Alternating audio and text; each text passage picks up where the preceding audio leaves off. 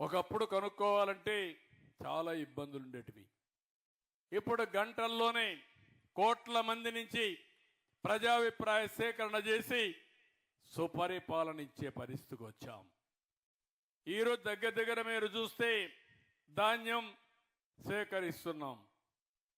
ధాన్యం సేకరించేదానికి వాట్సాప్ మెసేజ్లో పెడితే తద్వారా ప్రొక్యూర్మెంట్ చేస్తున్నాం. మళ్ళీ 48 గంటల్లో వాళ్లకు ధాన్యానికి ఇవ్వాల్సిన డబ్బులు కూడా వాళ్ళ అకౌంట్లో వేస్తున్నాం.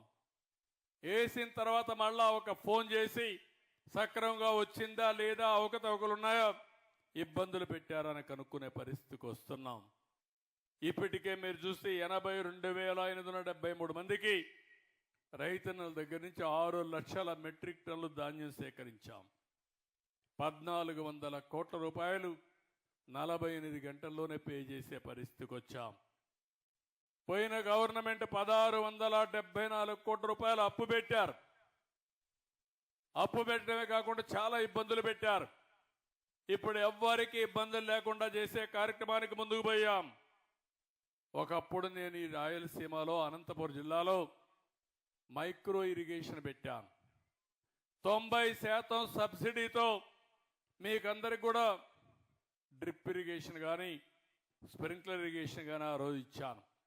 దానివల్ల పెద్ద ఎత్తున మనకు న్యాయం జరిగే పరిస్థితి వచ్చింది. ఈరోజు మళ్ళీ 90%తో అనంతపురంలో డ్రిప్ ఇరిగేషన్ ఇస్తాం మీ అందరికీ. అనంతపురం అంటే నాకు 10 ఎకరాలున్నా మీకు రేషన్ కార్డు ఇచ్చిన ఘనత తెలుగుదేశం పార్టీది. దానికి కారణం 10 ఎకరాలు ఉంది కానీ దాంట్లో ఆదాయం లేదు. ఒకప్పుడు మీరు చూస్తే పంట వేస్తే చేతికి వచ్చేది కాదు. 10 సంవత్సరాలు వేరుశనగ వేస్తే 1 సంవత్సరం 2 సంవత్సరాలు వచ్చేది. 8 సంవత్సరాలు పంట కూడా పెట్టుబడి కూడా వచ్చేది కాదు.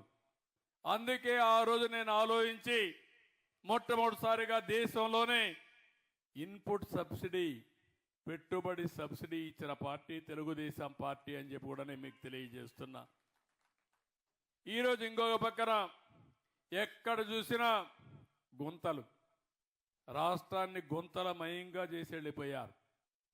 గ్రామీణ ప్రాంతాల్లో డబ్బులు లేకుండా పనులు ఆగిపోయినాయి. 998 కోట్ల రూపాయలు ఫైనాన్స్ కమిషన్ డబ్బులు ఇస్తే దాన్ని కూడా వేరే విధంగా వాడుకున్నారు. కేంద్ర నిధులు దుర్వినియోగం చేశారు. 4,500 కోట్ల రూపాయలు సద్వినియోగం చేయకుండా డైవర్ట్ చేసి మనకు వచ్చే డబ్బులు కూడా రాకుండా చేస్తే అవన్నీ కూడా కరెక్ట్ చేశాం. 998 కోట్లు ఇచ్చాం. మళ్ళీ ఒక 275 కోట్లు ఇచ్చాం. ఈరోజు గ్రామాల్లో 4,500 కోట్ల రూపాయలతో 30,000 పనులకు శ్రీకారం చుట్టాం. మొన్నే డిప్యూటీ సీఎంగా ఉండే పవన్ కళ్యాణ్ గారు ఒక పిలిపిచ్చారు. ఆ రోజు సంక్రాంతి లోపల ఈ పనులన్నీ పూర్తి కావాలని కూడా ముందుకు పోతున్నాం. ఇంకో పక్కన R&B రోడ్స్ అన్నీ కూడా 861 కోట్ల రూపాయలు శాంక్షన్ చేశాను. ఇంకొక 500 కోట్ల రూపాయలు ఇచ్చాం. గుంతలు లేని రోడ్లుగా రోడ్ల నిర్మాణం జరగాలని చెప్పి ముందుకు పోతున్నాం. సంక్రాంతికి అంతా కూడా పెద్ద పెద్ద రోడ్లు అన్ని కూడా గుంతలు పూడ్చే కార్యక్రమానికి శ్రీకారం చుట్టాం. వార్ ఫుటింగ్లో ఈ పనులన్నీ అవుతున్నాయి. మీరు ఒక్కసారి ఆలోచిస్తే ఈ ప్రభుత్వ పని విధానం మీరు కూడా అర్థం చేసుకోవాల్సిన అవసరం ఉంది. ఇన్ని ఇబ్బందులున్నా ఇబ్బందులను అధిగమిస్తూ ఒక్కొక్క పని చెప్పిన పనులను నెరవేర్చుకుంటూ ముందుకు పోతున్నాం. ఇంకో పక్క చాలాసార్లు చెప్పాను నేను, బాబు వస్తే జాబ్ వస్తుందని. మా తమ్ముళ్ళకు అనేక సార్లు చెప్పాను, మీరు నా మీద ఎంతో నమ్మకం పెట్టుకున్నారు. అందుకనే ఫస్ట్ టైం దేశంలోనే ఎవరు ఎక్కువ ఉద్యోగాలు వస్తే ఆ పరిశ్రమలకు ఎక్కువ ఇన్సెంటివ్స్ ఇస్తానని చెప్పిన ఏకైక ప్రభుత్వం తెలుగుదేశం ప్రభుత్వం, ఎన్డీఏ ప్రభుత్వం.